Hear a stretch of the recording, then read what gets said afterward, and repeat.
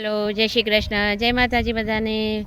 બધાનું સ્વાગત છે જોશી ઓફિશિયલ બ્લોગમાં.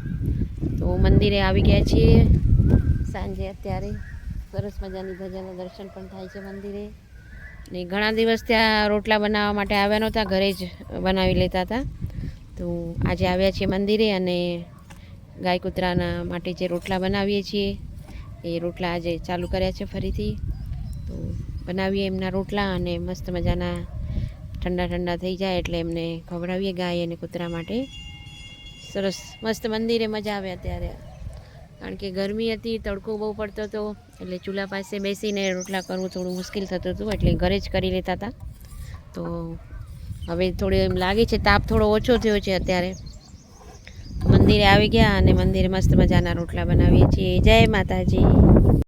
કોઈ બાજરાનો લોટ આપી જાય, કોઈ લાકડા માટેની વ્યવસ્થા કરી દે. તો અમારે તો ફક્ત બનાવવાના પાસે અહીંયા ગરમી હતી એટલે થોડું એમ થતું હતું કે કેવી રીતે બનાવવું. આજે હવા પણ સરસ છે અને તાપ પણ થોડો ઓછો લાગે છે. તો મસ્ત મજાના રોટલા બનાવીએ છીએ મંદિરે.